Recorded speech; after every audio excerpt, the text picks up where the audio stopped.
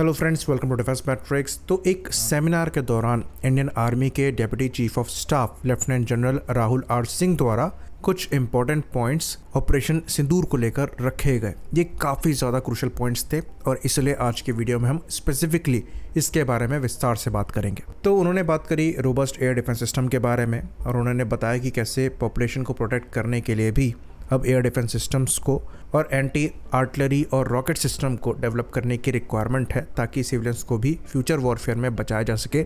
साथ में उन्होंने इस बारे में भी बात करी कि इजराइल में ये चीज़ ईजी पड़ती है क्योंकि एरिया ज़्यादा नहीं है, पर इंडिया के केस में एरिया बहुत बड़ा है, तो ये प्रैक्टिकली पॉसिबल नहीं है कि इजराइल जितनी प्रोटेक्शन इंडिया हर जगह पर प्रोवाइड करा पाए, लेकिन कुछ इनोवेटिव तरीकों पर यहाँ काम करने की रिक्वायरमेंट है। साथ ही साथ उन्होंने बात करी जो प्रोक्योरमेंट होते हैं उसमें डिलीवरीज में हो रही डिले के बारे में। तो पर्टिकुलरली उन्होंने किसी डील के बारे में बात नहीं करी, लेकिन उन्होंने ये ज़रूर बताया कि जब हमें रिक्वायरमेंट होती है फॉर एग्जांपल ड्रोन की, तो गिवन टाइमलाइन पर डिलीवरी को लेकर उस समय तो सब हाथ खड़े कर देते हैं, लेकिन कुछ टाइम बाद जब उनसे पूछा जाता है तो समय पर कुछ मिल नहीं पाता। इसके पीछे रीज़न ये है कि लोकली हम इन्हें बना तो रहे हैं पर पार्ट्स इनके बाहर से आते हैं, जिसकी वजह से इनका प्रोडक्शन रेट कितना ही अच्छा हो, लेकिन अगर बाहर से ही सामान नहीं आ पा रहा है तो वो बनाकर डिलीवर नहीं हो पाएगा।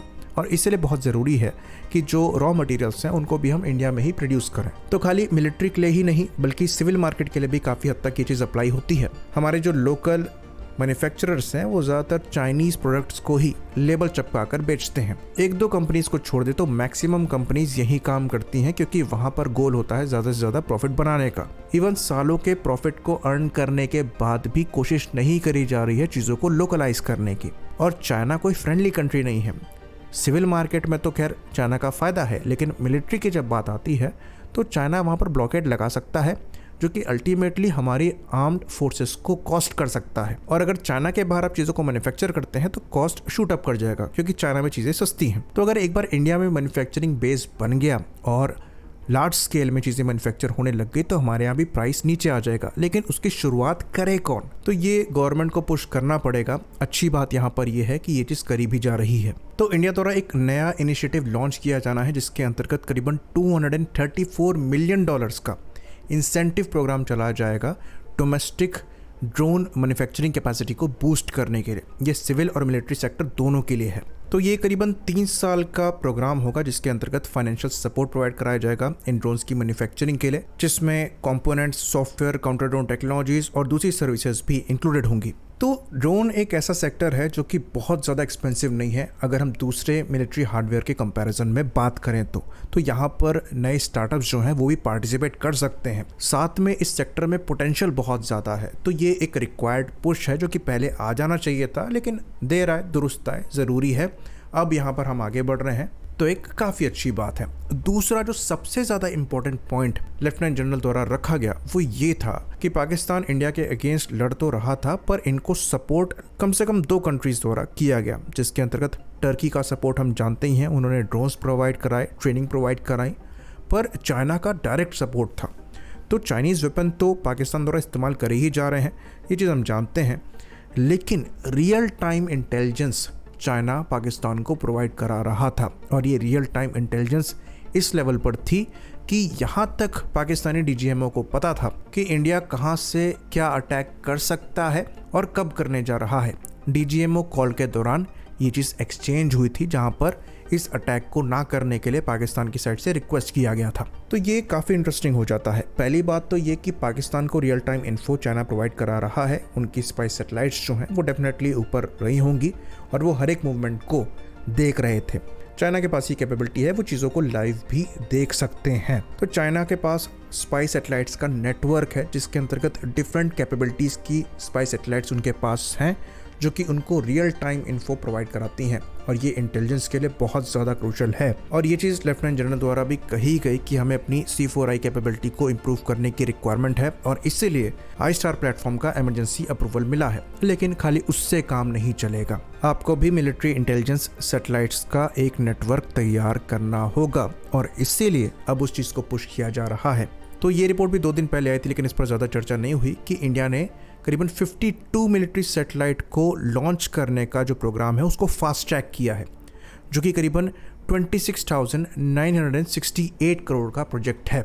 तो 52 defence surveillance satellites India launch करेगा जो कि space based surveillance capability India को प्रोवाइड कराएंगे।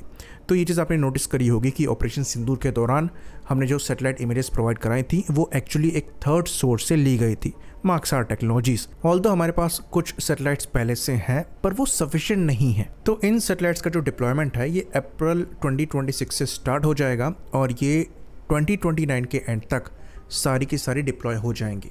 इसमें से 21 सैटेलाइट्स जो हैं ये इसरो लॉन्च करेगा, बाकी 3 और प्राइवेट फर्म्स जो हैं वो 31 सैटेलाइट्स को लॉन्च करेंगे। तो ये आर्मी, नेवी और एयरफोर्स के ऑपरेशंस को असिस्ट करेंगे ज़्यादा बेहतर तरीके से परफॉर्म करने के लिए, क्योंकि आपको रियल टाइम इंटेलिजेंस प्रोवाइड कराएंगे। तो इसरो द्वारा काम किया जा रहा है स्मॉल सैटेलाइट व्हीकल यानी कि SSLV टेक्नोलॉजी पर। तो इन पर काम इसलिए किया जा रहा है क्योंकि ये रॉकेट सिस्टम्स बहुत जल्दी मैन्युफैक्चर हो पाएंगे और एमरजेंसी में कॉस्ट इफेक्टिवली ये सैटेलाइट को लॉन्च करने की कैपेबिलिटी प्रोवाइड कराएंगे। सिमिलरली प्रोजेक्ट वेदा भी है, ये भी डेडिकेटेड सैटेलाइट लॉन्चर होगा इंडियन आर्म्ड फोर्सेस के लिए। तो ये 3 स्टेज का सॉलिड प्रोपेलेंट रॉकेट है जो कि करीबन 2000 किलोग्राम तक का वेट लो अर्थ ऑर्बिट पे पहुंचाने में सक्षम है, जो कि अप्रॉक्सीमेटली 200 किलोमीटर के एल्टीट्यूड पर है। तो अभी इसका पोटेंशियल लॉन्च एक्सपेक्ट किया जा रहा था, पर अभी कोई क्लैरिटी नहीं है कि इसका स्टेटस क्या है। तो ये तो बात हो गई उन चीज़ों की जहाँ पर हम काम कर रहे हैं। ऑल्दो ये बात भी हम आपको बता दें कि जो 52 मिलिट्री सैटेलाइट्स की बात हो रही है ये ज़्यादा नंबर नहीं है, रिक्वायरमेंट इससे ज़्यादा की है। पर ठीक है, हमें अपनी सैटेलाइट लॉन्च कैपेबिलिटीज़ जो है ये इंप्रूव करनी है और इसलिए बहुत ज़रूरी है कि जो प्राइवेट प्लेयर्स हमारे निकल कर सामने आ रहे हैं उनको एनकरेज किया जाए। तो ये तो बात हो गई जिन प्रोग्राम्स पर काम किया जा रहा है। अब हम डिस्कस कर लेते हैं पोटेंशियल ऑप्शंस को जो कि अवेलेबल हैं और फ्यूचर में इन्हें एक्सप्लोर करने की रिक्वायरमेंट है। तो अभी तक हमारी जो आर्म्ड फोर्सेस हैं वो प्राइवेट कंपनीज़ के साथ की डिफेंस टेक्नोलॉजीज़ को लेकर थोड़ा कॉशियस रहती थी और उनको ऐसे प्रोजेक्ट से दूर रखा जाता था। तो जो प्राइवेट में आपका शार्प माइंड है उसका यूटिलाइजेशन नहीं हो पाता था।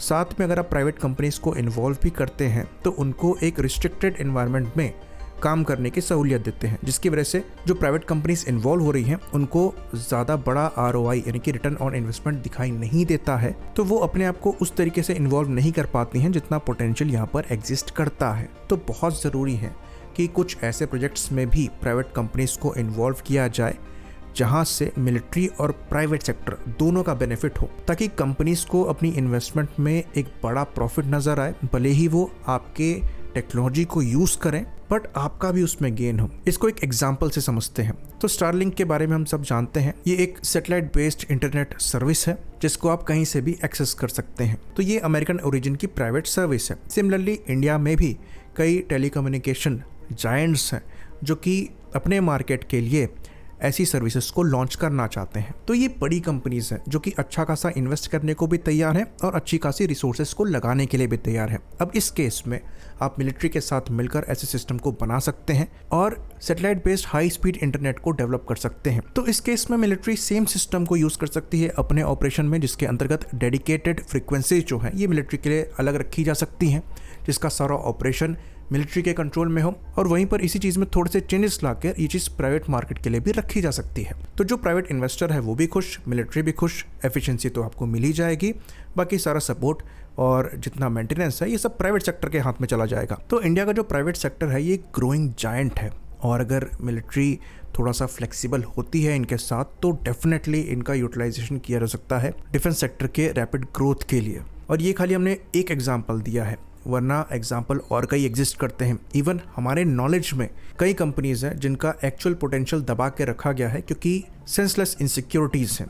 एग्जाम्पल के लिए एक कंपनी एयरफोर्स के लिए सिमुलेटर बनाती है जहां पर सारा डेटा एयरफोर्स प्रोवाइड कराती है। अब अगर ये कंपनी उस डेटा में थोड़े से चेंजेस करके गेमर्स के लिए एक गेम निकालती है तो ये आपके प्लेटफॉर्म को भी प्रमोट करेगा, साथ में कंपनी का खुद का ग्रोथ भी होगा।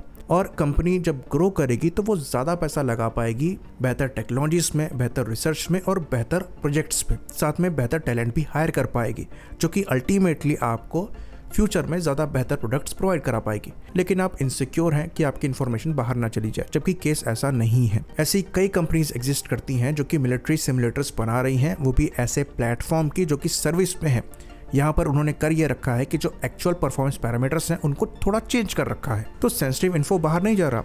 DCS एक एग्जाम्पल है जहाँ पर आपको JF-17 से लेकर अपाचे तक मिल जाएंगे। और इसका फायदा यहाँ पर यह हुआ है कि प्राइवेट कम्युनिटी इसमें इंटरेस्ट लेती है और Su-30 MKI का सिमुलेटर उन्होंने अपने मन से ही बना दिया है और फ्री में रिलीज कर दिया है, जहाँ पर परफॉर्मेंस काफ़ी बेहतर मानी जाती है। इवन कई कंट्रीज़ की एयरफोर्स उस पर भी अपने पायलट्स की ट्रेनिंग प्रोवाइड कराती हैं और ये फैन प्रोजेक्ट है। तो इतना पोटेंशियल एग्जिस्ट करता है हमारी कंट्री में ही, लेकिन उसे एक्सप्लोर करने की रिक्वायरमेंट है। आपको फालतू की इनसिक्योरिटीज हटानी पड़ेगी। इंडिया का यूथ टैलेंटेड है, आपको उन्हें मौका देना पड़ेगा। आई होप इन्फॉर्मेशन यहाँ पर क्लियर रही हो। इसी बात पर इस वीडियो को हम ख़त्म करेंगे। लाइक करिए, सब्सक्राइब करिए। जय हिंद।